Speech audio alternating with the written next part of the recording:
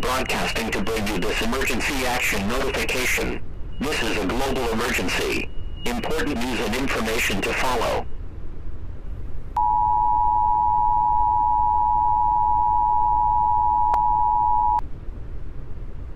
The following message is being transmitted by order of the United States government. Global Strike Command has confirmed that the 14 outbound missiles have impacted their targets in the countries of China, India, Turkey, Pakistan, Russia, Brazil, South Korea, Indonesia, and Iran. We have received reports from the United Nations and the North Atlantic Treaty Organization that there is extreme damage in those nations. The United Nations have also reported that immediately at the time of impact, a second set of multiple launches were detected from Russia, Israel, China, Belgium, Germany, Netherlands, Italy, and Turkey. Global Strike Command is officially tracking 39 launches at this time. All but 4 of these missiles are on non-US trajectories. Global Strike Command has reported that the 4 inbound missiles are targeting Los Angeles, Chicago, Seattle, and Washington, D.C. The international launches will impact within the next 3 minutes, and the U.S. inbound missiles will impact in the next 21 minutes.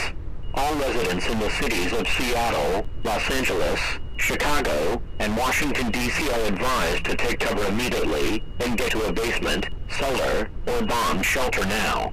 If you do not have a basement or bomb shelter, go to the centermost part of your structure and place as many objects between you and exterior walls as possible. Be sure to close all doors and windows and to shut off all heating and ventilation systems to prevent exposure to fallout. If you are caught in the open, stay away from buildings and raised structures and lie down in a field or open area. Remember to keep a battery-powered radio with you during your stay in the shelter. We will continue to stay on the air to bring the latest news.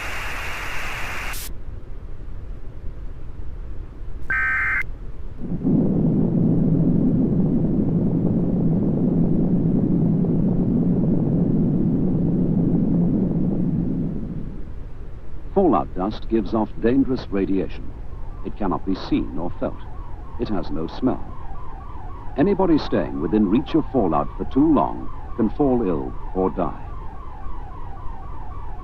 So you must keep away from fallout until it is safe, and this may mean staying in your fallout room for up to 14 days. Prepare yourself for this now by storing all the things you need. Put them in your fallout room or stacked up within easy reach close by. Here is a list of the most important things you will need. Drinking water. Food, mostly in tins. Portable radio and spare batteries. Tin opener, bottle opener, some cutlery and crockery. Warm clothing.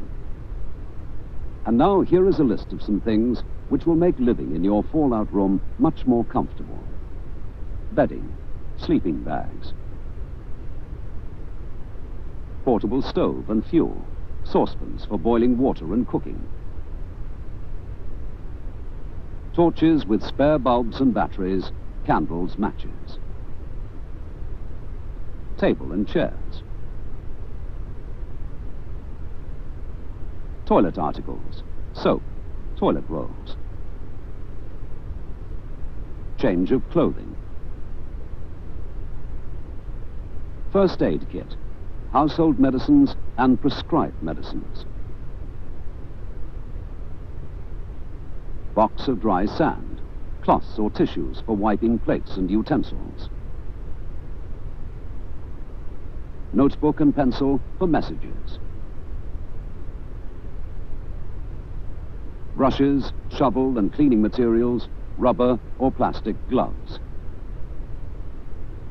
toys for children, books and magazines to pass the time, clock and calendar. Finally, don't forget your booklet, Protect and Survive.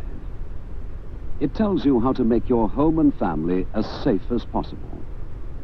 All the items we've just told you about are listed in it.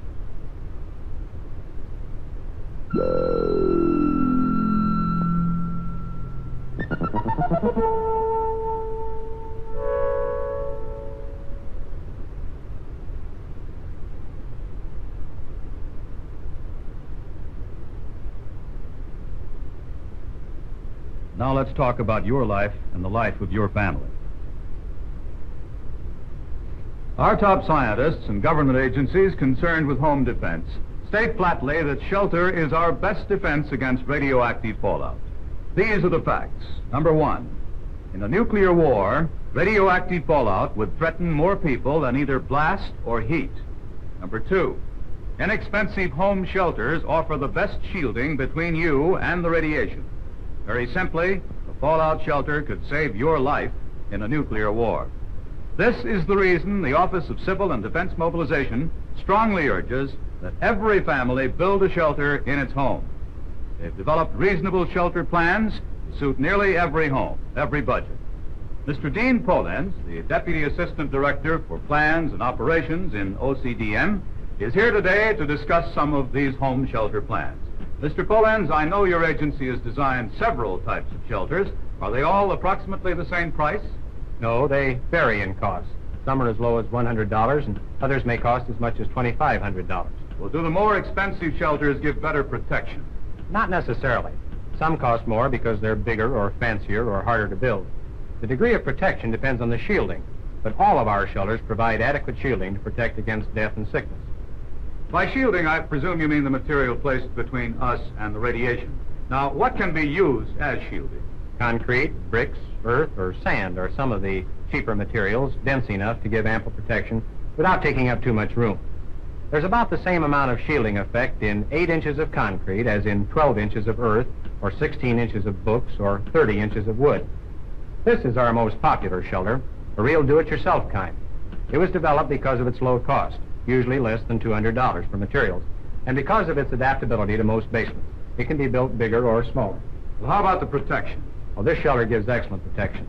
It reduces the radiation to a small fraction of that outside, enough to save your life. This is an above-ground double-wall shelter. Is this a do-it-yourself model, Mr. Polenz? Well, I wouldn't advise it unless you're a particularly talented handyman. We recommend this design, especially in areas where water or rock is close to the surface. This is a good shelter anywhere in the country where it's impractical to build an underground shelter. Notice the 2 walls of concrete blocks are built apart, actually at least 20 inches, and the space between is filled with sand or gravel. The roof could be either concrete covered with gravel or heavy wooden beams. Well, about how much would a shelter like this cost? The material would cost around $700. Contractors' costs vary in different parts of the country. Now, this next model, the underground concrete shelter, can be built by a contractor for about $1,000 to $1,500. This type of shelter gives almost total protection from radiation. As you can see by these models, each shelter is a closed unit. Your shelter must be enclosed from all directions because the radiation can come at you from all sides. We also recommend that all shelters have a right-angled entrance. since radiation tends to travel in straight lines. This kind of entrance cuts the danger. And each of these shelters gives the same protection, I take it. Well, not the same protection, but they all give adequate protection. So do other designs that meet OCDM specifications. Let me demonstrate. This is a radioactive solution. Not enough to harm us, though. Now watch as I place a few drops on this tissue placed on top of the shelter. Now listen as I monitor with this Geiger counter.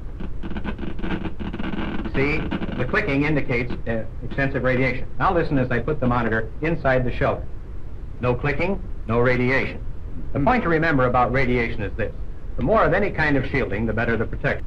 Are the designs for all these shelters available, Mr. Pollens? Yes, the plans are all included in this booklet, Family Fallout Shelter. A free copy is available to anyone, either through their local civil defense office or by writing Post Office Box, Home Shelter, Battle Creek, Michigan. Thank you very much, Mr. Pollens, for your very interesting demonstration and for the facts on shelter construction of at least two kinds. Well, you've heard the facts. You've learned where to get the necessary information from Mr. Pollens. Now, it's up to you, every one of you, to take the steps to help guarantee the survival of your family.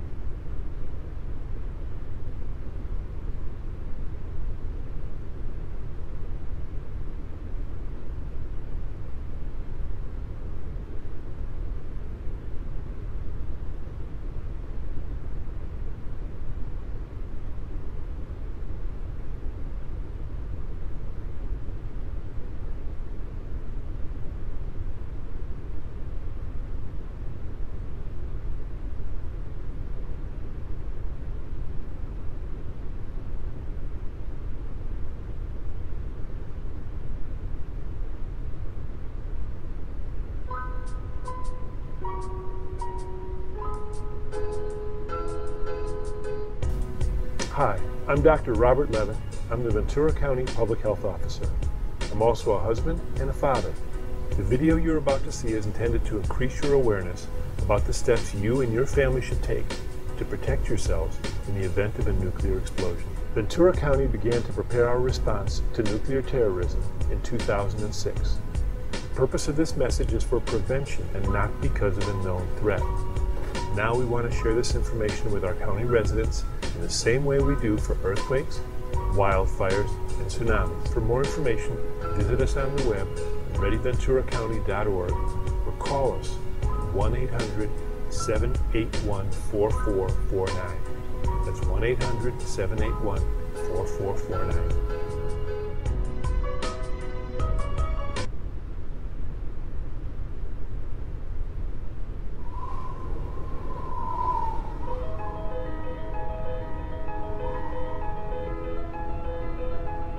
Mom, I know you care about me. Every day you pack me a healthy lunch. When I was 5, you taught me to stop, drop, and roll. But what if something bigger happened? What if something terrible happened? What if terrorists set off a nuclear explosion? I know. Who wants to even think about the worst case scenario? I do. I want you to. I want you to teach me how I can survive, how our family can survive. That being outside, after a nuclear explosion, like I am right now, is the worst place I could be. And that being in a car isn't much safer.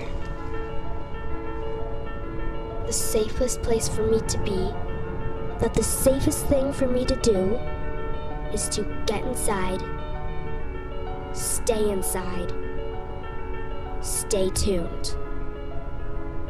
For more information on how you can survive a nuclear explosion, visit us on the web at readyventuracounty.org.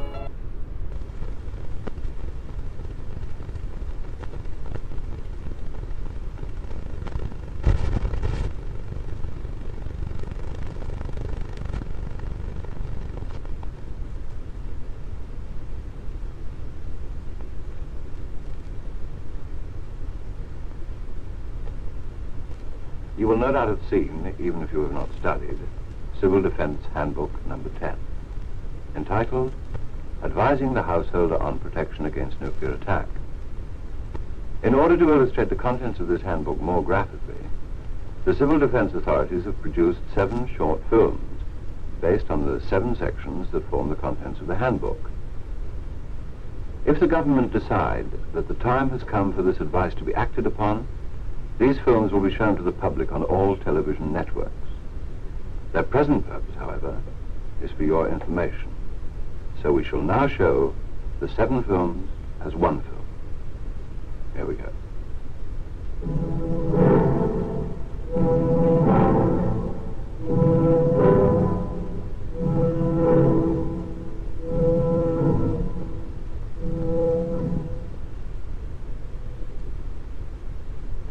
The government has decided that in the present state of international tension, you should be told how best to protect yourselves from the dangerous effects of nuclear attack. If this tension should lead to war, it is essential that you shall have taken every possible precaution to safeguard your family, yourself, and your home. This film will show what are the dangers to expect and the best means of protection. First, the basic facts. When a nuclear weapon explodes, it produces 3 main hazards. The first of these comes from the heat generated by the fireball. This may last as long as 20 seconds. The heat is so great that for some miles around the explosion, it could kill people who are caught in the open, and it could burn exposed skin over a much wider area. The heat also threatens your home. By striking through unprotected windows, it would start fires across the whole area. The second danger is from blast. For some miles, buildings will be destroyed or severely damaged. Further out, buildings will suffer less severe damage as the blast effect diminishes.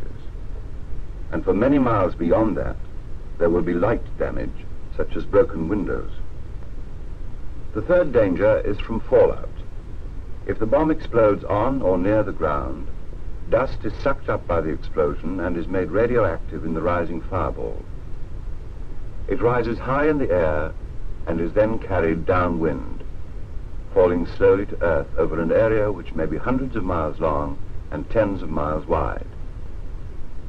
Within this area, everything in the open would become covered with a film of radioactive dust. This fallout dust gives off radiation, rather like X-rays. Radiation cannot be seen, felt, heard, or smelled, but exposure to radiation can cause sickness and death. The radiation is at its greatest intensity during the first 2 days, but the danger decreases rapidly as time passes.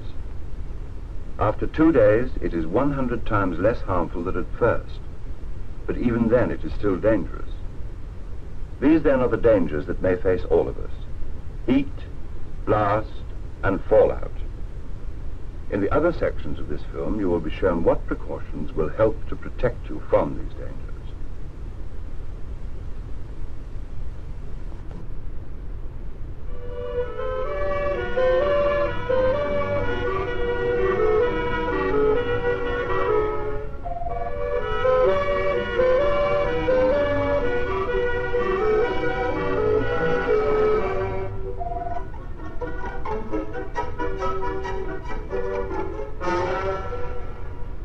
In a nuclear attack on this country, one of the greatest threats would be radioactive fallout.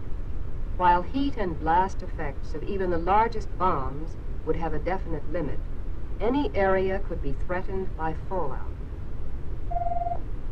The large number of weapons which probably would be dropped in a full-scale attack would produce fallout, ranging from light to intense, over much of the nation. Weapons exploded close to the Earth cause greatest fallout hazards. Thousands of tons of Earth particles are drawn upward into the ascending mushroom cloud, where radioactive products of the nuclear explosion contaminate.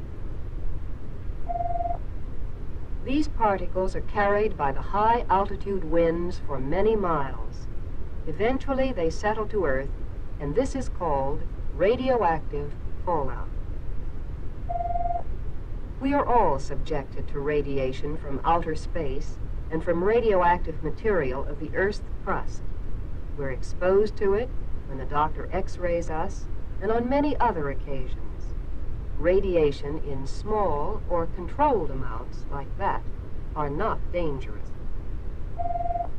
But in large amounts, the amounts produced by nuclear explosions, radiation can make you seriously ill or even kill you. Radiation produced by nuclear weapons presents a revolutionary threat to our country. In an enemy attack, it could become a direct threat to us all. Fortunately, there are means of protecting ourselves, means so effective that civil defense officials believe everyone can survive fallout if they take a few simple precautions to protect themselves. The biggest danger from fallout is the fact that the particles do not have to touch you to endanger you. Their deadly rays can penetrate any kind of material, but the material through which they pass absorbs part of the radiation and reduces the hazard. Your safety depends upon putting a sufficient mass between yourself and the fallout. Concrete, bricks, earth, or sand are the best, but in a pinch, any heavy material will do. Civil defense officials recommend that everyone prepare a shelter. In most areas of the country, you would receive ample protection in a basement shelter constructed of 8-inch concrete walls. This provides the same shielding as 12 inches of earth, 16 inches of books, or 30 inches of wood. To be certain of adequate protection, however, the shielding should be that equivalent of 3 feet of earth. Civil defense officials recommend that for the best fallout protection, your family have these 2 things: an approved fallout shelter and enough supplies to enable you to stay in it for a maximum of 2 weeks. Within that 2-week period, it is estimated that community resources will have been restored to give you some help. A short time later, assistance should be available from the state and federal governments.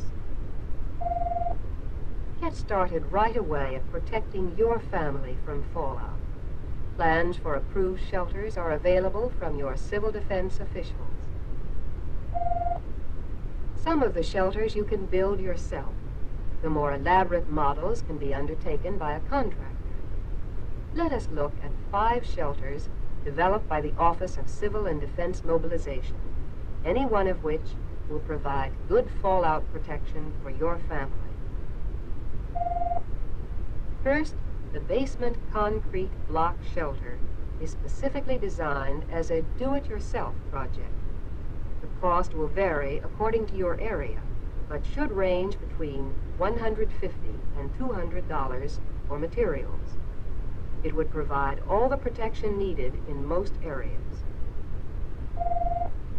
You must be sure the shelter has the proper doorway, air vents, and ceiling beams capable of holding 2 layers of concrete blocks. Plans for this shelter can be incorporated easily into new home construction. In all of these shelters, incidentally, you must be sure to use solid concrete blocks rather than the hollow variety. The hollow kind will not give adequate shielding unless they are filled with cement, sand, or earth.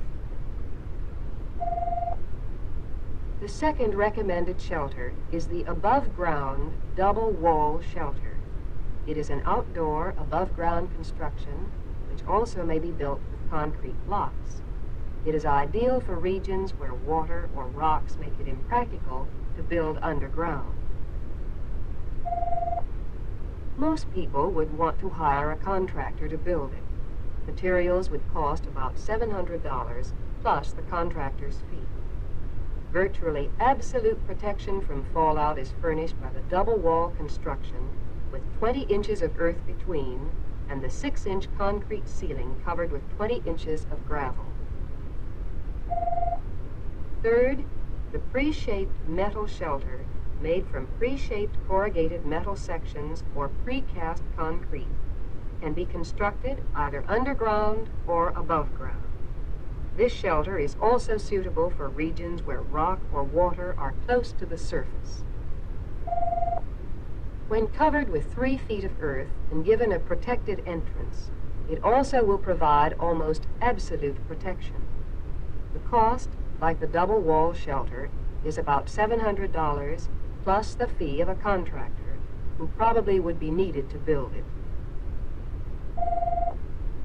Number 4, the underground concrete shelter can be built by a contractor for about $1,000 to $1,500, depending upon the type of entrance used. Plans are designed so that it can have either a stairway entrance, such as is shown here, or with a hatchway entrance. The shelter can be built with the roof at ground level and mounded over with earth, or it can be built below ground level or into an embankment. Last, the concrete basement shelter is similar to the underground concrete shelter, except that it is designed as an added room to the basement, either in an existing home or one under construction. The shelter would add about $500 to the cost of a new home and would give excellent fallout protection. In construction of any one of these shelters, 4 essential features must be completed. The first is a proper entrance. It must have at least 1 right-angled turn. Radiation travels in straight lines, and only a fraction of it is scattered by the air or materials it strikes. So the sharp turn adds to the shielding. The second necessity is ventilation. This is provided in a concrete block basement shelter by vents in the wall and the open entrance. A blower may be installed for added comfort. For the other shelters, vent pipes and a blower is essential for proper ventilation. Good radio reception is the next essential. The shielding will cut it down. As soon as the shelter is completed, check the radio reception capabilities. It probably will be necessary to install an outside antenna to receive Conelrad broadcasts. Light is Dad's department. The Civil Defense Shelter booklet will show him how to fix a simple electrical system. This will furnish adequate low-level light if you have a spare battery. You will also want a flashlight or electric lantern for brighter light as needed. After your shelter is finished, you should stock it with the provisions and equipment you will need for a 2-week stay. Since radiation outside may keep everyone inside, it is important that you have adequate supplies in your shelter. In choosing foods, place the emphasis on those which require no refrigeration and little cooking. Foods in cans or jars will stay in good condition 6 or more months if kept dry at a temperature between freezing and 70 degrees Fahrenheit. Goods in paper boxes may be kept for 6 months if they are stored in tightly closed metal cans under the same dry, moderate temperatures. Be sure they are in a spot where rodents and insects won't attack them. Plan meals so there will be no leftovers, thus eliminating the problem of rapid spoilage. Meat, poultry, fish, vegetables, fruit, and many other items can be purchased in suitable quantities for such planning. It is a good practice to rotate canned foods at least once or twice a year. Exchange those in unprotected paper boxes at least every 3 months. Don't forget foods for infants, elderly persons, diabetics, or others who might require a special diet. Be sure that you choose foods which fit the preferences of your family. Civil defense officials have sample menus showing the quantity of food which should be set aside for each person for 2 weeks. Use this as your guide. Water will also be an important item. You will need a minimum of 1/2 gallon per day per person. It should be stored in clean containers, preferably jugs, bottles, or jars with tight-fitting covers. Water in your hot water tank may also be used if it is close to the shelter. The container should be cleaned and refilled at least once every 3 months to keep the water palatable. Water purification tablets should be on hand to treat water which might contain harmful bacteria. For cooking and serving, you will want 1 or 2 pans, disposable tableware, paper plates, cups, and napkins. Don't forget a measuring cup, can opener, and matches. You will also want a small cooking unit, which will use a minimum of oxygen. A battery-powered radio is essential to provide communications with the outside world. Store extra batteries in a dry, cool place. Check the reception periodically to be sure you can receive CONORAD broadcasts. For cold weather, you will want lots of heavy clothing and warm beddings. In any weather, you will want some changes of clothing for all members of the family. A first aid kit will be very important. Your civil defense officials have a list of the basic first aid items you might need. You should also have a 2-week supply of special medicines and equipment for the sick or chronically ill, such things as insulin and hypodermic needles for diabetics. If you have a baby, remember to include powdered formula, canned milk, bottles, nipples, and disposable diapers, pins, talcum, and so on. Provide sanitation supplies such as cans with tight-fitting lids for human waste and garbage, and a receptacle which can be used as a toilet. Don't forget such things as towels, toilet tissue, sanitary napkins, and soap. A 5% DDT solution will protect you from insects.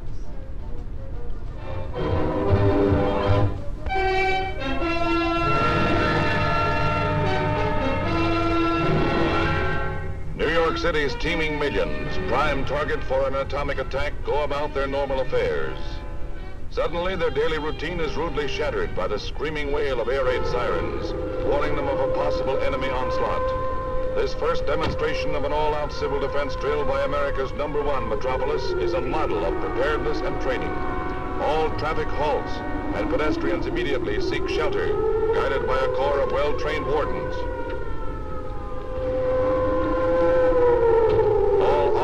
Parked, and drivers and passengers join the throngs making their orderly ways to safety. The stock exchange, nerve center of international finance, is caught in its mid-morning rush. The entire drill, lasting for only a few minutes, is carried out with precision and without complaint by New York's busy millions. Schools have been alerted, and pupils briefed on methods of protection from atomic blasts. With the simulated enemy bombing in progress, the mighty town's heart almost ceases to beat. The only surface activity is carried on by the Civil Defense Control. Reports are coordinated under the direction of Arthur Wallander, Civil Defense Director. New York silently waits.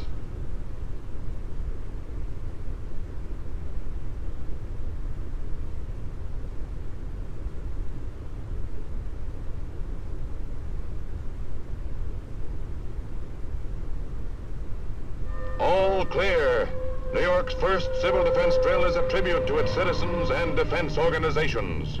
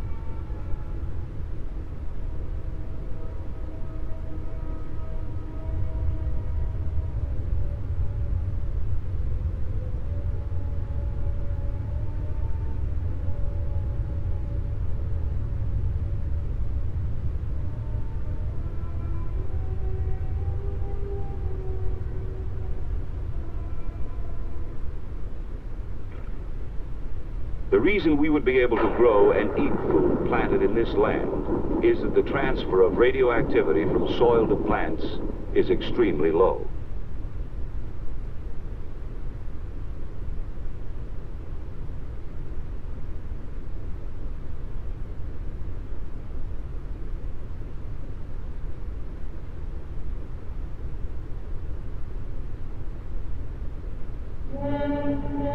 And so, if nuclear attack should ever come, in spite of every effort to avoid it, we must be able to survive and rebuild for the future. But survival can only come through knowledge. The basic facts we must all know are relatively simple. First, there is nothing new about radiation. It has always been with us. What is new is the vast amount we would be exposed to as a result of nuclear explosions. Much of this danger would come to us in the form of fallout. But we are not without personal weapons or defense. One of these is time. Radiation decays, and so we would not have to take maximum precautions indefinitely. Another defense is distance. Radiating particles 50 feet away, for instance, would not affect us as much as particles a few feet away. And our third defense is mass. Any material with enough weight will keep the penetrating rays from hurting us. The greater the weight of the material between us and the particles, the safer we would be. The best way we can use all three weapons of defense is with an adequate shelter, thick enough to shield off a good part of the radiation until it has decayed to safer levels. When radiation attacks, the cells of our body are damaged. Most of them can repair themselves if the total dose over a period of time is not too high. Even though the rays penetrate our bodies, causing damage, they do not infect us and make us, or anything else, radioactive.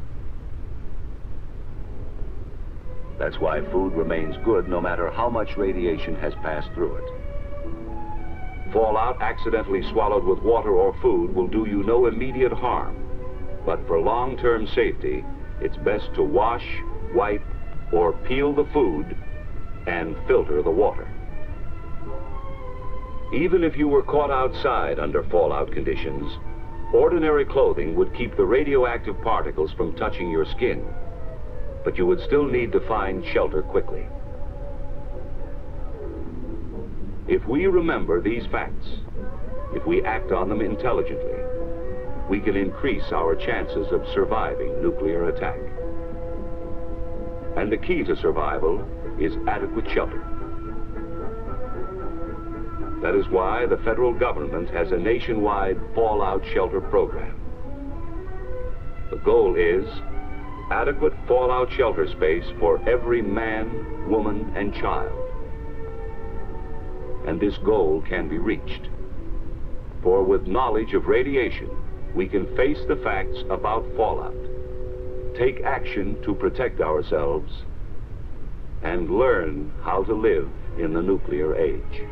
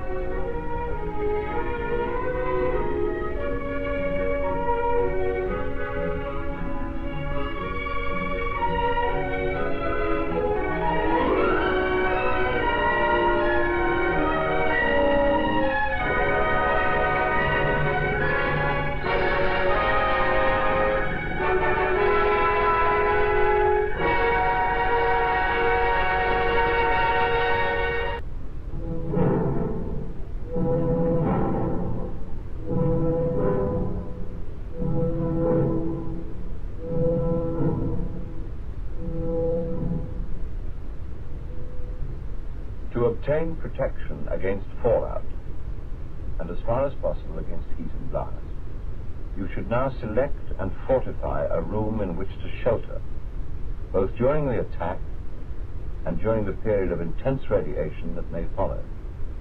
The penetration of harmful radiation is cut down by heavy and dense materials such as brick, concrete, and earth. The more, therefore, of these materials you can put between yourself and the fallout, the greater the protection you will obtain. The fallout will not get inside a house that has its windows and doors shut and has not been damaged by the blast, but it will settle on the roof and around the house. It is the radiation from this external fallout that endangers anyone inside. Now the choice of a fallout room. A basement or a cellar will give you the best protection and is the most suitable as a fallout room. Many houses will not have a basement or a cellar, but you can still find a room in your house which will give you protection from fallout. Remember that the more material there is between yourself and the fallout, and the further you are from the outside walls and the roof, the better the protection you will obtain. You can see why this ground floor room gives the best protection against fallout. It has only one outside wall, with the other walls either connecting inside the house or with the house next door. The room is also shielded by the houses across the street, which give it extra protection. The radiation from fallout can come from an appreciable distance, so this makes the front room more suitable than the back room, which overlooks a wide area and is far more exposed. If you live in a modern concrete block of flats of 5 or more floors, unless there is a basement, the best protection is given by the middle floors. If your home is in the upper or lower parts of the building, it would be best if you made arrangements to join the families living in the middle floors. In no circumstances should the top stories be used. In a block of flats with 4 stories or less, or one which has wooden floor joists, the best protection will be on the ground floor. A room should be selected in the same way as for a house, with not more than one outside wall and with the most protection from neighboring buildings. Prefabricated houses or bungalows give little protection from radiation. If you live in one, you should try and join friends or neighbors whose houses give better protection from fallout. If this should not be possible, there are other steps you can take which will be described later. Wherever you live, when you have chosen your fallout room, it should then be modified to improve the protection it can give you. The windows will be the weak point and will have to be blocked in with some heavy material. Using sacks or sandbags, which should be about 2/3 filled, you can block the windows from the outside. Here, they are piled on strong tables until the whole window is blocked. Alternatively, you can fill boxes or other containers with tightly packed earth. If you can't block up the windows from the outside, pieces of heavy furniture should be positioned in front of the window and then packed with earth or books. A second method you could use is to remove the window altogether. Fill the gap both on the inside and the outside with planks or boards. These rest on the windowsill and should be bolted or wired together. As you build them up, you should fill the space between the boards with tightly packed earth. Thirdly, after removing the window frame, you could fill the space with bricks, a double layer if possible. Both these methods are as effective as sandbagging and may be the most suitable for your house. You can make the fallout room more effective by blocking the outside door and any windows in the passage leading to your room, by treating adjoining rooms in the same way, and finally, by thickening the outside walls. By constructing a core, or heavily protected shelter, you can greatly improve your protection for the first few hours when radiation is at its greatest intensity. This is especially important for those of you living in a bungalow with no alternative shelter. There are several simple kinds of shelter core you can make. Here, 2 doors are leaned against the wall, leaving a space in which the householder and his family can sit, and then bags of earth are placed over the top. Here, the floorboards are taken up and a trench is dug under the floor. Ensure that it is in the corner furthest from the outside wall. You could also use a cupboard under the stairs, with sandbags outside the door and on the stairs. For some of you, it will not be practicable to build a shelter indoors, but a trench dug outside your home would give good protection. It should be deep enough to stand in, and the sides should be shored up. The trench should be covered with planks or other available material strong enough to support at least 2 feet of earth. Don't forget to leave an entrance with a movable cover. In one or other of the ways you have just seen, you should now take steps to protect yourselves against the hazards of a nuclear attack.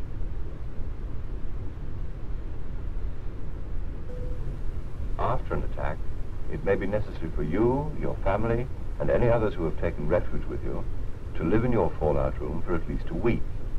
It may not be safe for you to go outside to obtain any more food and water, so you will have to be prepared to live on the supplies you collected before the attack. You will now be shown what general provisions you should make. First of all, your furniture. Your shelter is going to be your living room, your bedroom, your washroom, your kitchen, and your storeroom. It must have the basic furniture to fulfill all these requirements, but at the same time, floor space should be saved wherever possible. Use shelf space to its best advantage. Your room will need seating, bedding, a portable radio and spare batteries so that you can receive advice and further instructions, amusements and pastimes for you and the children, simple cooking equipment and fuel, and a large store cupboard for food supplies. You will need to have by you a reserve of tinned and other non-perishable food. This should be enough to feed the whole household and possibly some extra mouths for at least a fortnight. Wrap up all your food, except for tin stuffs, and keep it in closed cabinets or cupboards. Food is not harmed by fallout radiation, but anything that has had fallout dust on it will be contaminated and made dangerous to eat. If there are babies or young children, remember their special food, and don't forget the pets. It may not be possible to keep all your food in the fallout room, but you should keep as much food there as possible. Any remaining food should be kept in your larder or in a cupboard close to your fallout room. Once there has been a warning of fallout, it may be dangerous to leave your fallout room except for very short periods to collect more food and water. After a nuclear attack, the mains water supply may fail or become contaminated by fallout. Store as much water as you can. For drinking, you will need a minimum of 2 pints per person per day. 3 days' ration of drinking water should be kept in sealed flasks, bottles, or jars inside the fallout room itself. Do not waste the water. It may have to last you a fortnight. Fill the bath, the hot and the cold tanks, and every available container.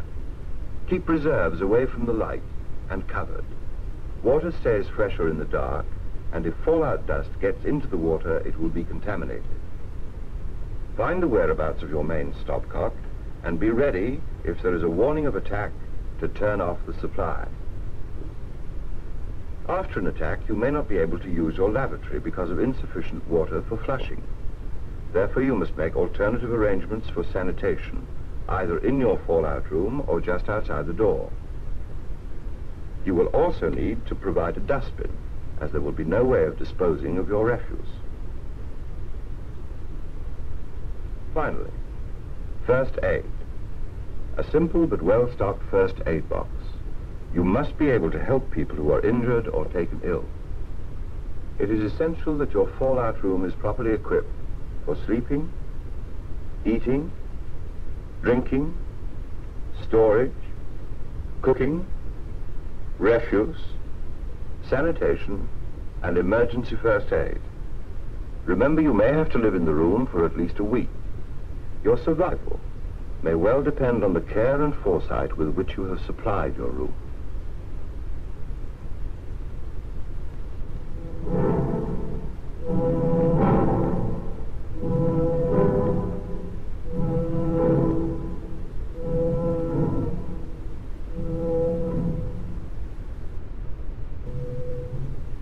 When you have completed the preparation and equipping of your fallout room, you should next take precautions to safeguard the rest of your house.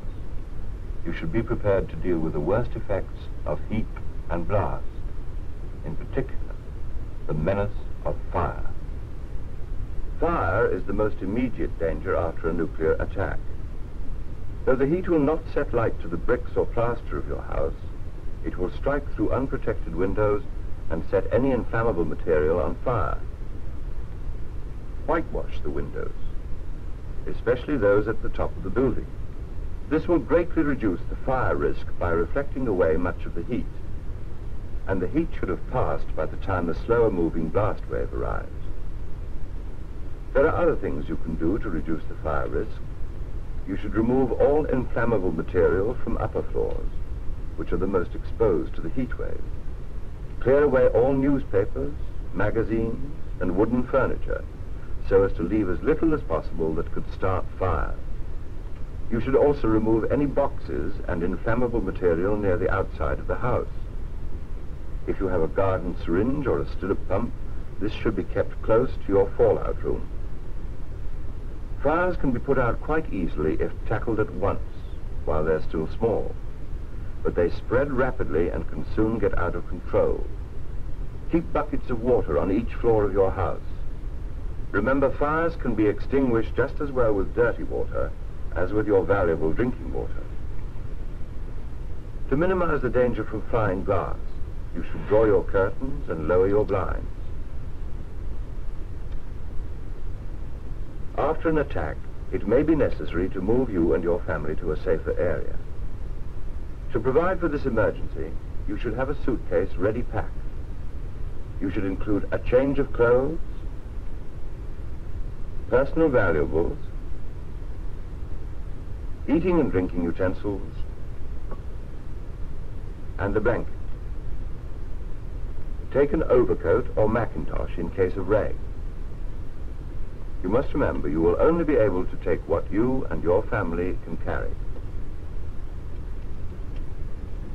Finally, a point for all car owners. Always keep your car topped up with petrol so that if you're instructed to move to a safer area, you will be ready to leave at any time. But until you are told, you will not know where it is safe to go. These are all necessary precautions, as there will be no time for preparation once an attack starts. By taking these steps, you can increase the safety of your home and of your family.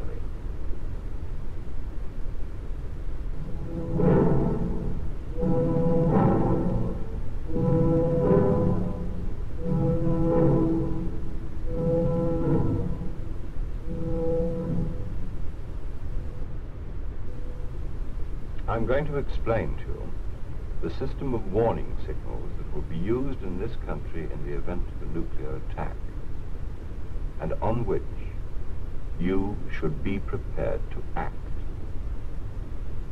An exact knowledge of the signals and what to do when you hear them could save your life. There are 4 warnings: the red, the gray, the black, and the all clear. First, the red warning.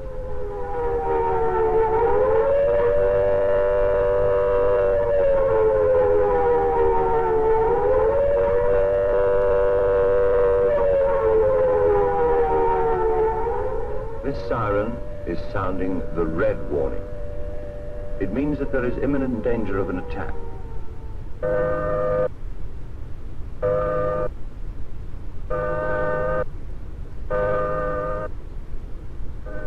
This is the gray warning. It means that fallout is expected in an hour's time. Where sirens have not yet been provided, the gray warning may also be given by church bells, or in Scotland, where church bells are not in common use, by word of mouth or by whistle. These are maroons. They indicate the black warning. It means there is imminent danger of fallout in your area. Where maroons have not yet been provided, this warning might be given by a gong or whistle sounding 1 long and 2 short notes, which is the Morse note D. Finally, this is the all clear. It means that there is no further threat of air attack or fallout and that you can leave your place of shelter. The all clear may also be given by civil defense workers or the police. Now, what to do when you hear the signals? First and most important, you should take cover immediately if you hear this red warning.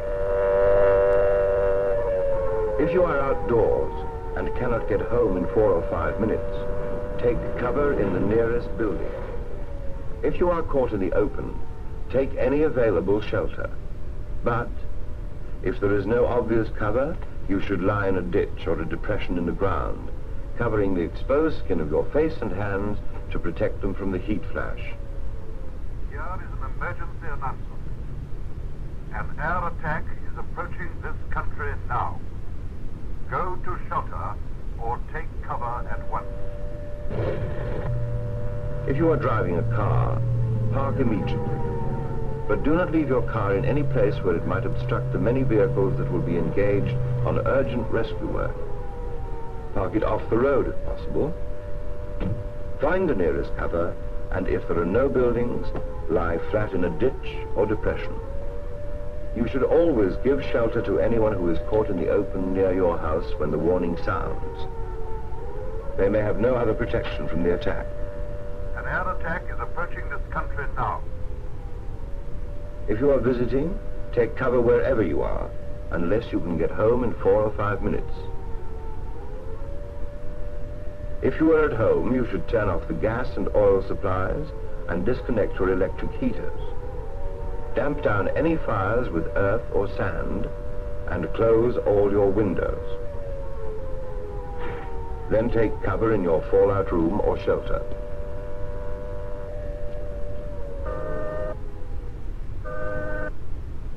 Now a grey warning, with fallout expected in an hour's time. If you had only taken temporary cover, you should go home, if you can get there quickly.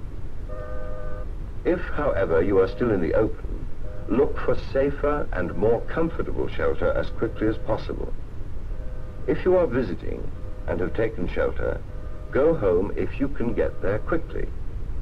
But if you can't, stay where you are. If you are at home, finish any last-minute preparations and then go to your fallout room. Finally, a black warning, which means fallout is imminent. If you are still outside, find the best available cover.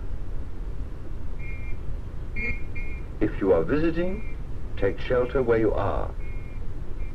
At home, go at once to the fallout room when the black warning is heard. Remain there. Keep the door of the room shut, as there will be plenty of ventilation from around the door. Everyone must realize there is the possibility of an attack taking place before any warning can be given. If this happened, the first indication would be the flash of heat and light produced by the explosion and lasting up to 20 seconds. This would be followed by the blast wave. Whatever happens, you must not look in the direction of the flash. It could blind you. If you are caught in the open by the attack, fling yourself on the ground instantly, wherever you are.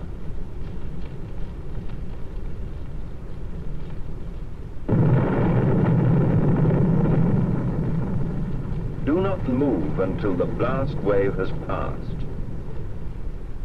If you are at home or visiting, move instantly away from open windows or doors and take cover behind the nearest solid protection. When the heat flash passes, go to your fallout room if you can reach it in a matter of seconds before the blast arrives. If you can't, you should stay where you are until the blast wave has passed. It is unlikely that an attack will come without any warning, and the warning system is aimed to give notice of the threat of attack and of fallout so that you have time to take cover. Instant recognition of the warning signals is vitally important. So let's recap.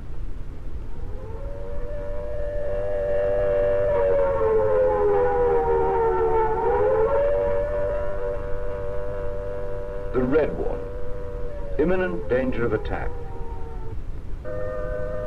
The grey warning, fallout expected in an hour. The black warning, danger of fallout imminent. The all clear, no further danger of attack or fallout. Warnings will only be cancelled by the all clear, or by word of mouth from the police or civil defense wardens. Once a warning has been given, there is danger, and you must not expose yourself needlessly. From now on, you must listen for and take immediate notice of warning signals.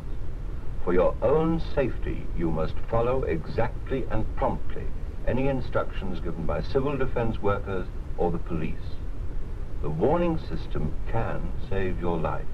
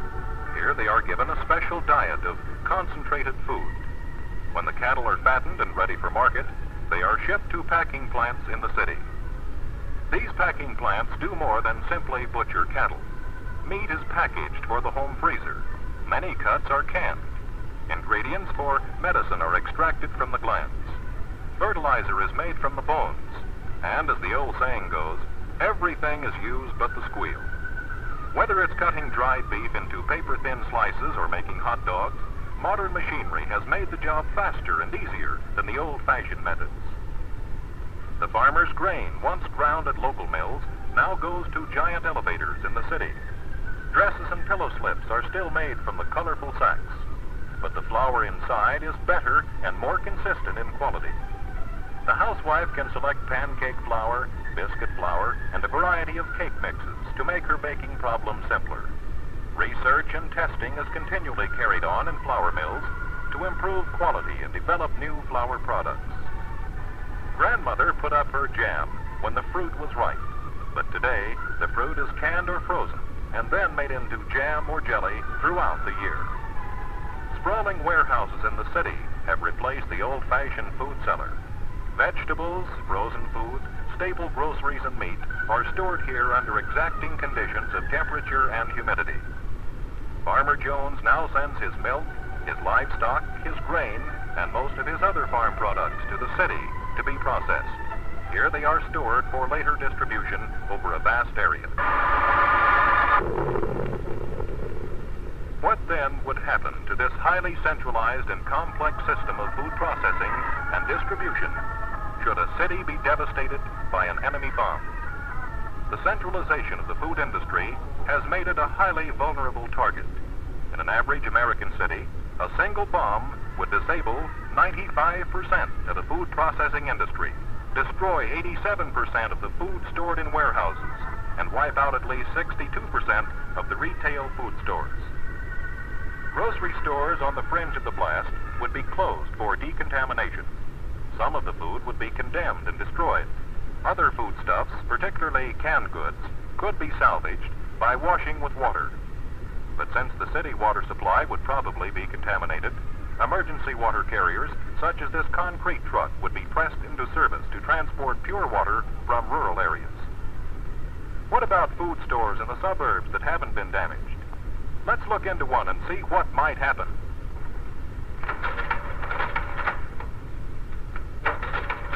Will that be all, ma'am? Yes, I think I can make that do. I don't usually get this much, but I'm feeding 2 extra families now. It seems like everybody's taking care of folks from downtown. I'm so glad my home's still in one piece, I don't really mind the inconvenience at all. Thank you, ma'am. Thank you very much.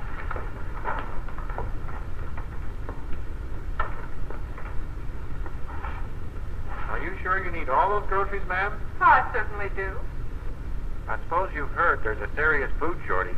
Now look here, I'll decide what I need. It's your job to sell me the food. Excuse me.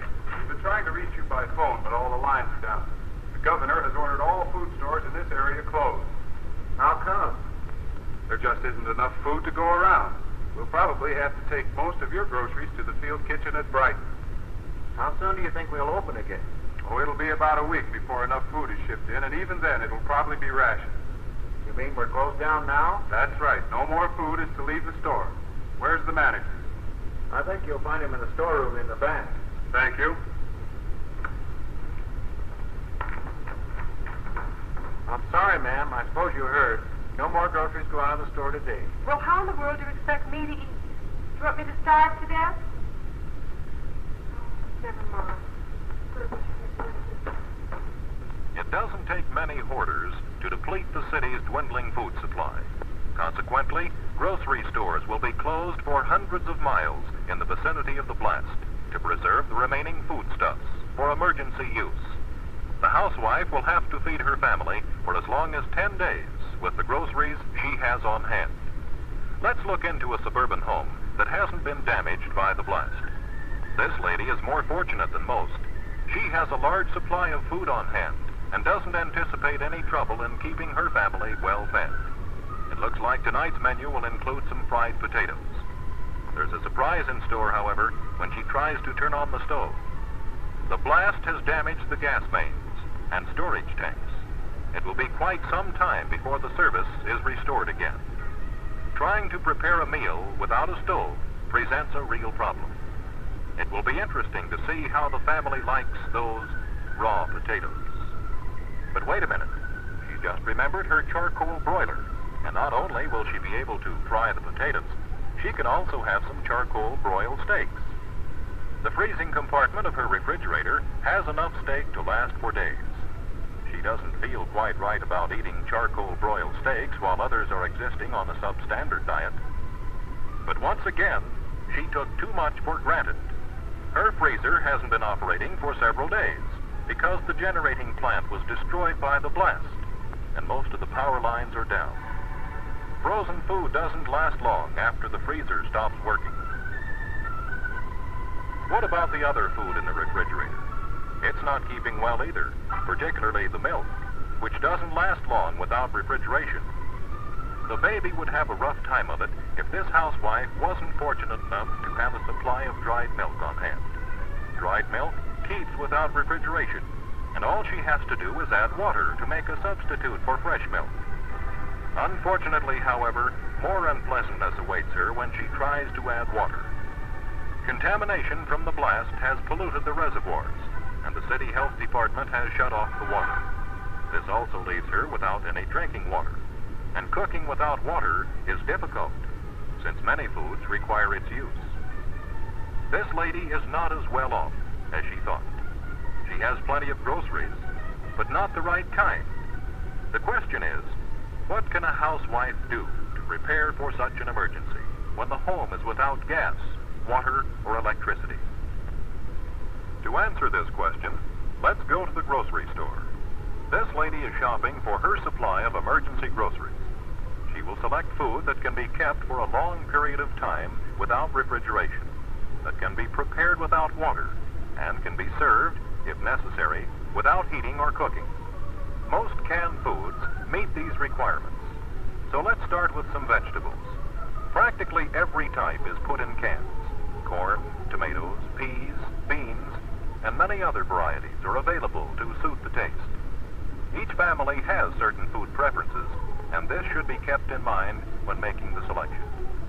Since these groceries could be a family's entire food supply in time of emergency, it's well to choose a variety, since eating the same thing day after day can become monotonous and unappetizing. Canned fruit should also be included on the shopping list. It's delicious when served right out of the can. Don't forget the canned juices. They will provide plenty of liquid if there's a shortage of drinking water. The emergency food supply should be large enough to last at least 7 days. Since most kitchens normally have a 3-day supply of food, this brings the total food supply to 10 days, which is the estimated time it will take to resume normal food distribution after an enemy attack. Meat furnishes plenty of protein, a necessary part of any well-balanced diet. Select the variety that requires no cooking or refrigeration. If there are babies or children in the house, milk is sure to be an essential food item. Canned milk is condensed and requires dilution, so water should be stored with the emergency food for this purpose. Everything this lady has selected comes in cans. The question is, does it have to come in cans to be suitable for an emergency food? The answer is no. This lady prefers canned soup. You might like some graham crackers, for instance, or some raisins, or dried apricots. All these things are suitable since they fulfill the requirements for an emergency food. If you have any questions about what to buy, call or write your local civil defense agency and they will be glad to help. If this emergency food is placed on the shelf, the housewife will find herself using some of the items when she runs short of her regular groceries. If this happens, it won't take long to deplete the emergency food supply and destroy its effectiveness.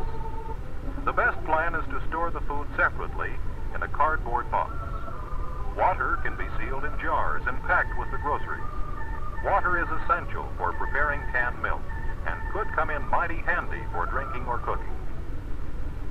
The best place to store the box is in a bomb shelter. If one is not available, the next best bet is against the basement wall, closest to the center of the city. After the box is filled, it should be sealed to protect the contents from possible contamination by radioactive fallout. The emergency food box is an investment in time and money, but a good investment in terms of the dividends it may someday pay in the form of a healthy, well-fed family.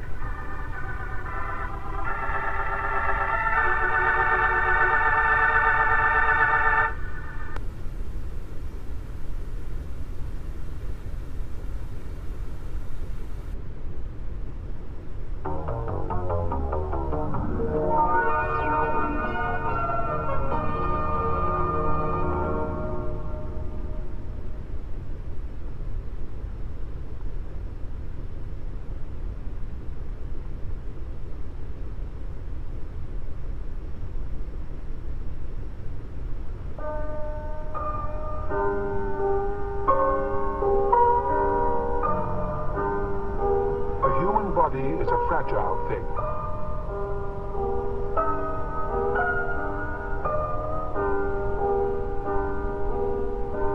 At speeds of more than 8 miles an hour, an impact with a hard surface can cause leg and ankle fractures.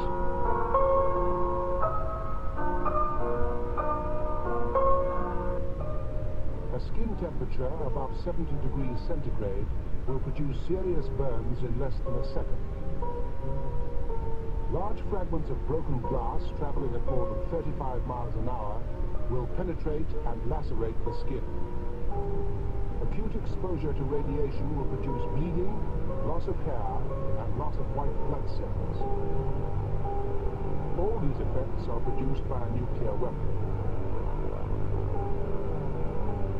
Could we survive it?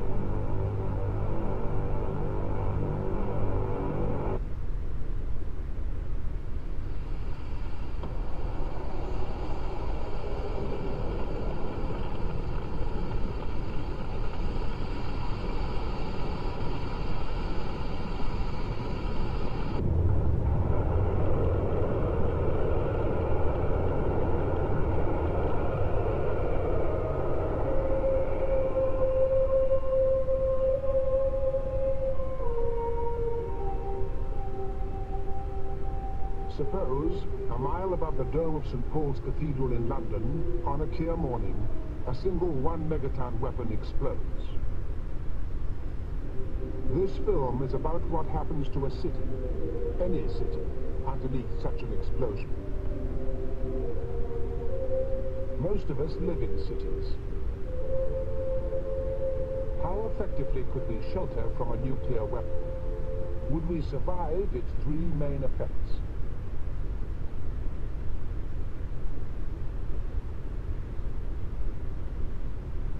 At the instant of detonation, the temperature of a nuclear fireball is 20 million degrees, as hot as the center of the sun. This is the first effect, a pulse of intense heat and light. Across large areas of central London, people and objects burst into flames, melt or char.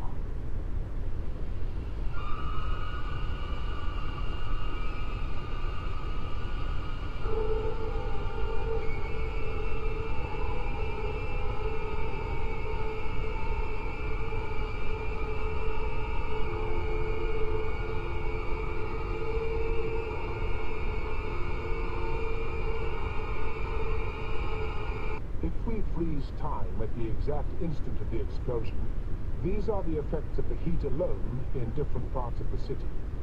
At St. Paul's itself, ground zero, directly under the fireball, the initial heat is intense enough to melt the great bronze cross.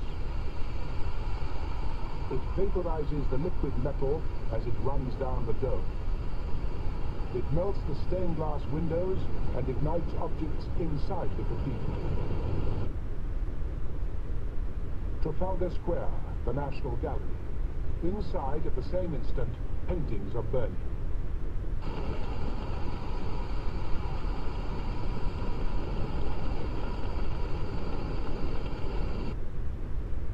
In St. James's Park, the same thermal rays are hot enough to ignite trees and scorch away the grass.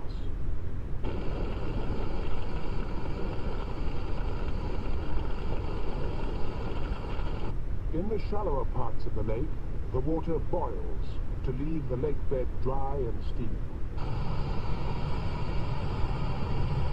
The temperature is around 4,000 degrees.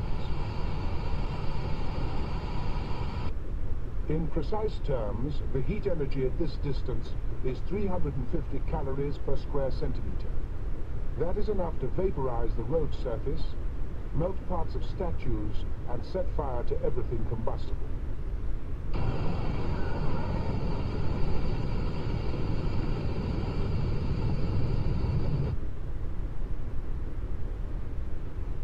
Around Battersea Power Station and Battersea Dogs Home in South London, the heat from the fireball will ignite the upholstery and rubber tires of cars and their petrol tanks. It will melt the sheet metal of buses.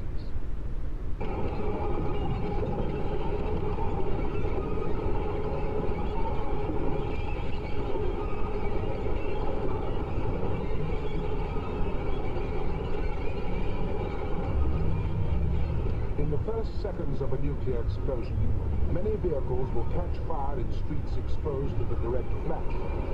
In the same streets, window frames and doors will char or burn. This will happen from Chalk Farm to Camberwell. The heat rays, like light, travel in straight lines. Areas in shadow are not affected. In this Battersea Street, any window from which the fireball is visible will admit the heat rays into the inside of the house. At this radius, around 4 miles, they will pass through the glass and ignite most flammable things they touch. What is the effect of this incredible heat on people caught by it? Everywhere inside this 7-mile radius, for example at the shops in Holland Park Avenue, the effect on directly exposed flesh is the same. It behaves like the meat in the butcher's window.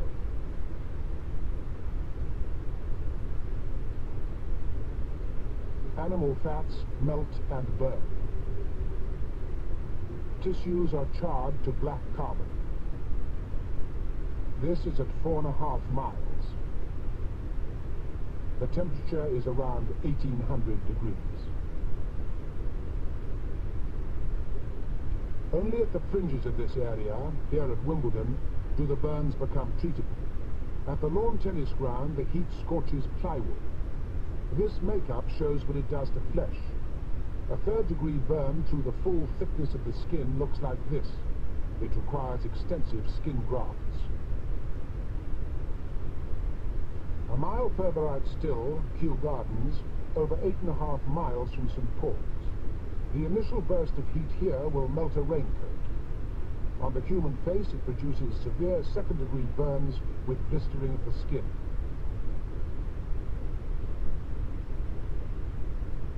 Even at 11 miles out, here at Twickenham Rugby Ground, the flash will permanently damage the eyesight of anyone looking directly at the fireball. Because of the eye's focusing action, severe burning and possible hemorrhage of the retina are possible.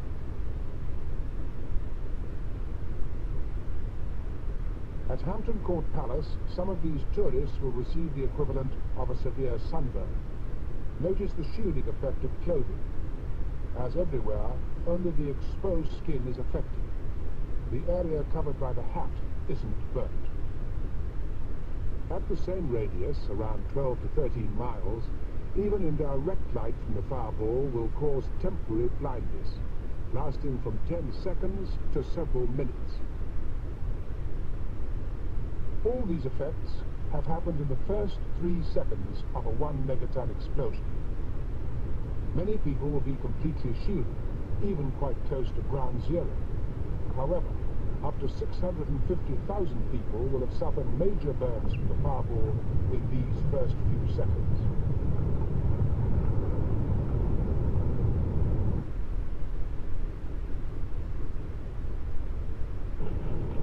Seconds after the detonation, a mile above the cathedral, the blast wave arrives. It is as if St. Paul's was smashed by a giant, million-ton fist.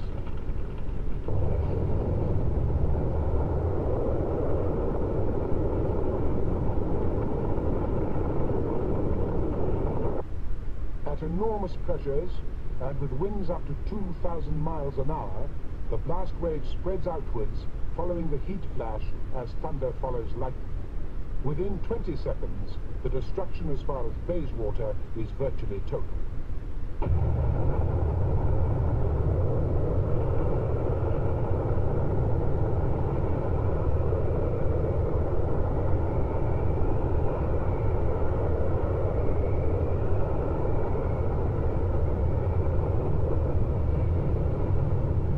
Within this area, many reinforced concrete buildings are leveled. Factories and commercial buildings collapse. Some tower blocks fall. Many water and gas mains are severed. Even further out, ordinary brick houses are hit by the blast like this. This is the effect on houses over an area of more than 50 square miles. Again, what is the effect of this massive power on the unprotected human body? major injuries come from the secondary effects of glass, impact with flying debris and solid walls. As far as Walthamstow or Hampstead, people can be carried by winds of 150 miles an hour and thrown against buildings. Arm and leg fractures are likely, with a high proportion of skull injuries. Closer in, the pressure itself may even rupture the lungs and burst the eardrums. However, the most widespread injuries are from flying glass. As the pressure wave sweeps outwards from St. Paul's, it shatters and bursts every window in the city, from the M4 services near Heathrow to Hornchurch in Essex, an area of 500 square miles. This is what flying glass can do to a pumpkin.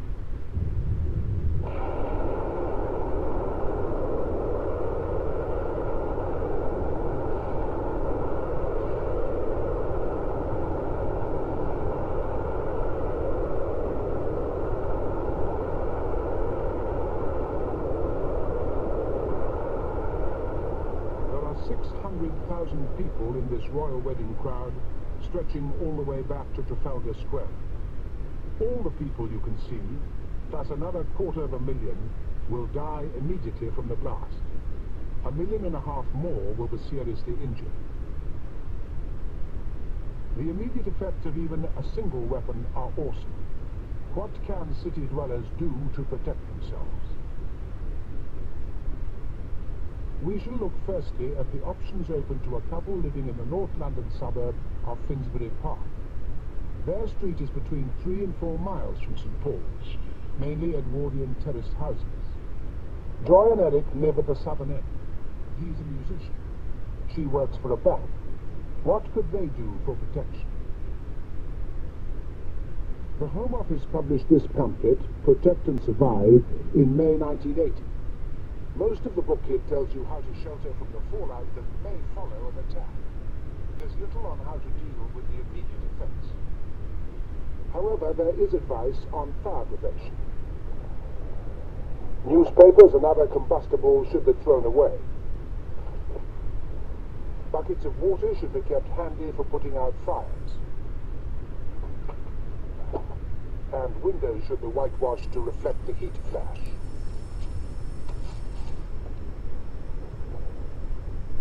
The remaining advice is how to shield an inner room from fallout, and how to build a refuge within that room.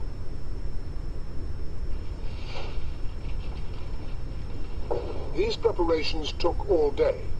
There was a problem in finding enough heavy materials for the necessary shielding. There was no advice on blast protection.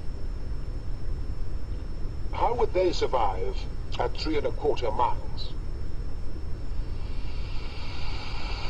As far as heat is concerned, quite well.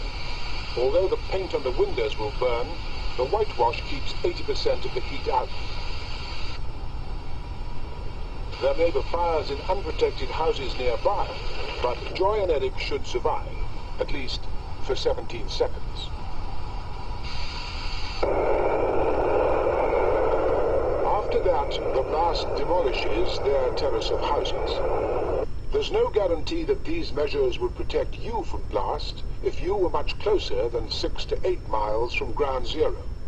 However, as we'll see, any shelters that survive further away can still be effective against fallout. A second Home Office booklet was published early in 1981. It deals with more elaborate shelters. None of them are last-minute affairs. Type 1 is for digging outdoors in a time of international crisis. You need quite a large garden. It has to be well away from buildings and large trees to avoid falling debris. Many London gardens will not be big enough to satisfy this requirement. It's a shallow 18-inch trench with built-up earth walls, held in place initially with wooden doors. These are later used for the roof. It's suggested that all this timber, doors, planks, braces, should come from cannibalizing your own house. But would people really start removing doors unless they were certain an attack was coming?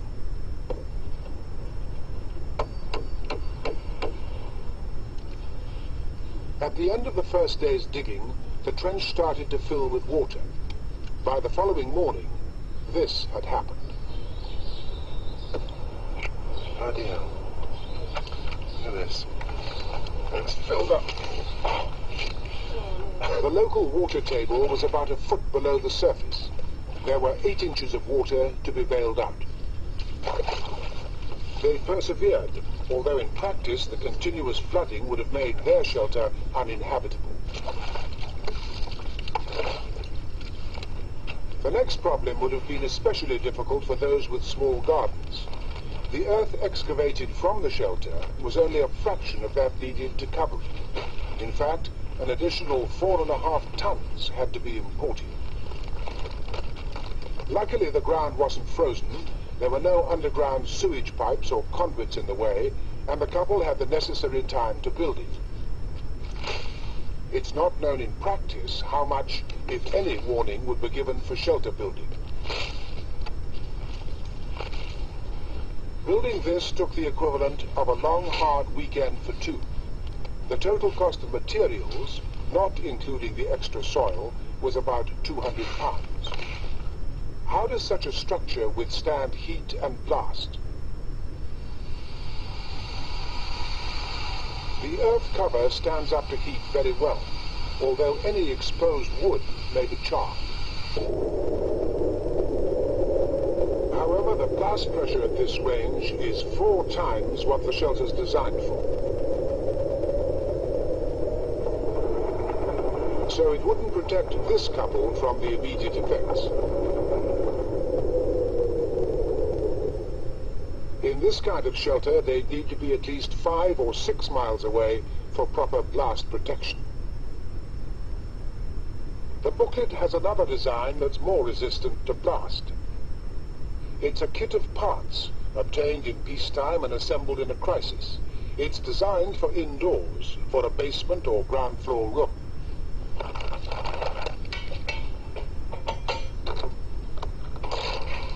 When it's put together, it's very like the World War II Morrison shelter.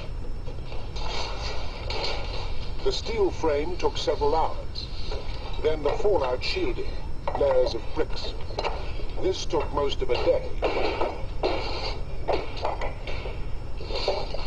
Total cost, with bricks, £800 to £1,200.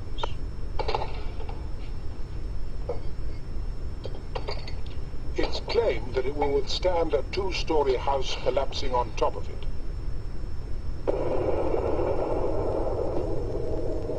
But although the shelter itself survives at 3 miles, it's right in the center of the fire zone. This is the area where almost everything that will burn is on fire, even after the blast. The fires burn up available oxygen. Inside your shelter, you might not only be roasted, but suffocated. For this reason alone, the shelter is unsatisfactory unless it's at least 4.5 to 5 miles away. And even then there may be no one to dig you out.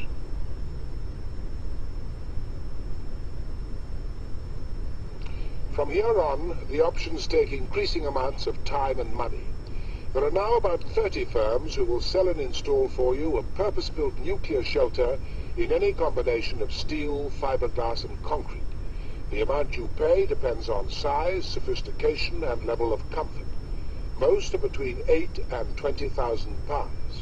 Even with a second mortgage or cost sharing, they're probably beyond the range of all but a fraction of the population. This one is typical. It's a buried steel tube and costs about £10,000. Inside it's about 15 feet long and there's space for 5 to 7 people to live in moderate comfort, supported by an air filtration system. This is pumped by a hand crank. There's ample storage space and running water from a self-contained tank. A lavatory flushes the waste into an underground pit. The blast proofing in most shelters will withstand 1 to 3 atmospheres of overpressure. Here it's 3 atmospheres.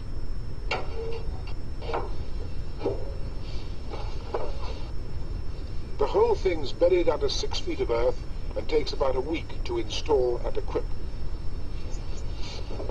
The problems include making sure you're in it, not outside when the bomb goes off. There's also the question of neighbors. You may be the only one in your area with a shelter. Are you prepared to use force to keep others out? And will you be safe?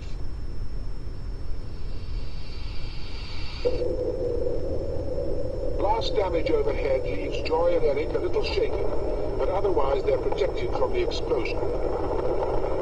They could survive the blast even closer in, 1.5 miles to a mile. But even where they are, there's still the suffocation problem. However, if they invested several more thousand on an oxygen-making unit, they'd overcome this danger too. For complete protection here, they'd have paid around £15,000. At last, they're reasonably safe. Safe, that is, from the immediate effects of a 1 megaton airburst at St. Paul's. All this destruction was the result of a single warhead, but a single warhead is unlikely.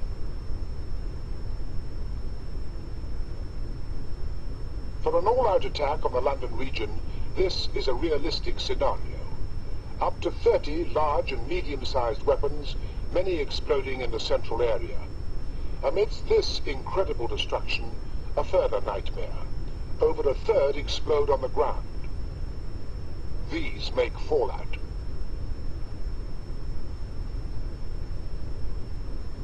When a fireball touches the ground, many tons of earth and debris are sucked up, vaporized, and made highly radioactive. This is fallout. Starting within hours after the explosion and continuing for days or weeks, this lethal dust drops out of the cloud as it's blown by the wind.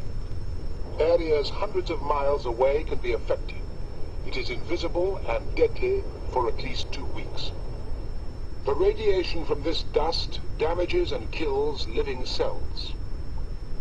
These are some of the symptoms after a large dose, 1,000 rads. Within 30 minutes, nausea, tiredness, diarrhea, vomiting. After 2 weeks, loss of hair.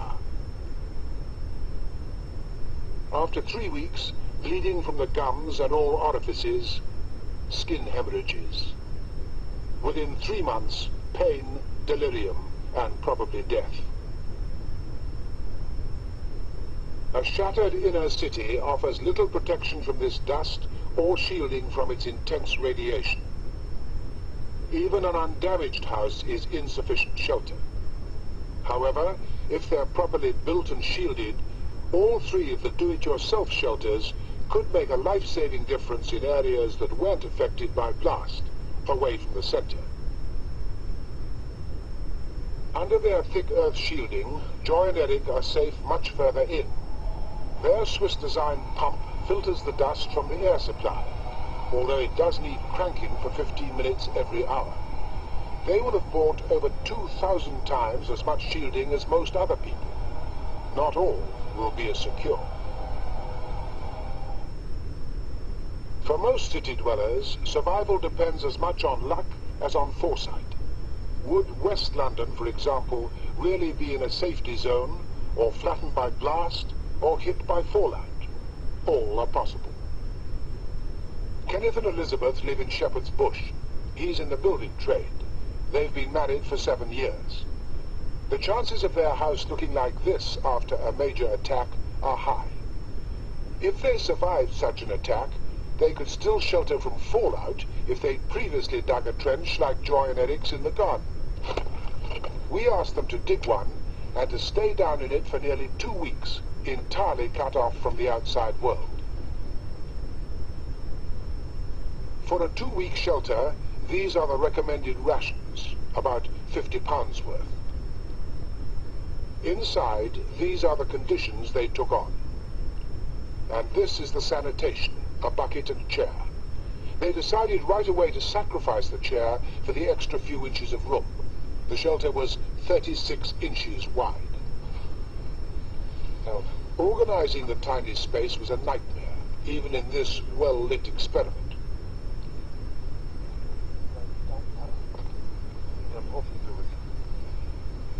Bad as these conditions were, what would they be like after a real nuclear blast? Could you imagine yourself in here? The confusion, the disorientation. In such a situation, you would have to face much that was totally alien to you. As you tried to sleep on the hard floor, for example, would you find it possible to forget the destruction you'd seen as you scrambled into the shelter?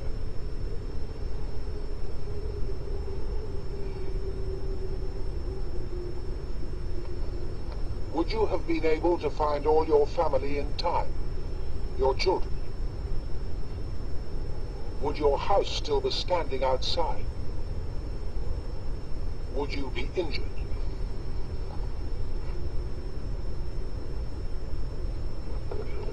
The washing facilities in the shelter are basic.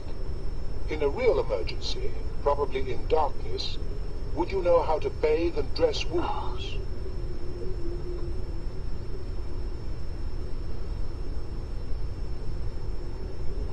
Could you remove broken glass from cuts if you had to? Could you prevent infection?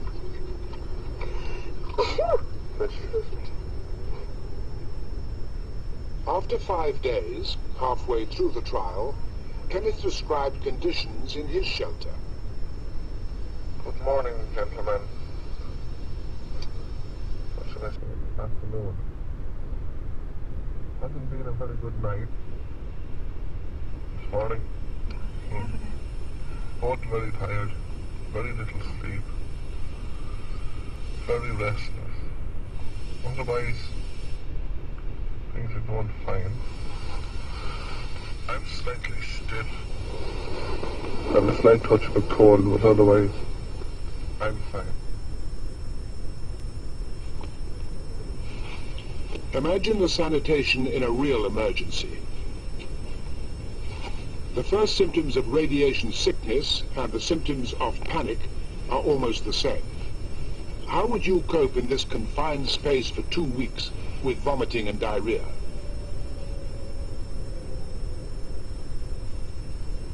There would be many such uncertainties. Above all, what would be outside? Even though you knew it might be radioactive and deadly, could you resist the temptation to go out and look? And when you finally did, after 2 weeks, what would you find?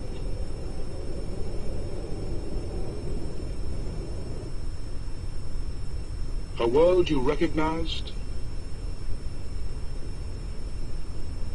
Or a wasteland for which little in your experience had prepared you?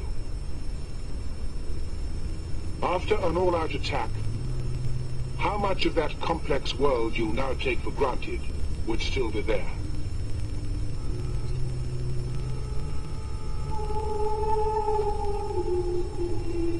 Sanitation, water supply,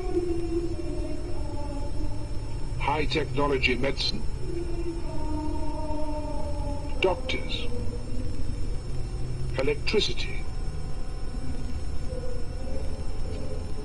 What kind of communications? Who would tell you the extent of what's happened? How would you travel?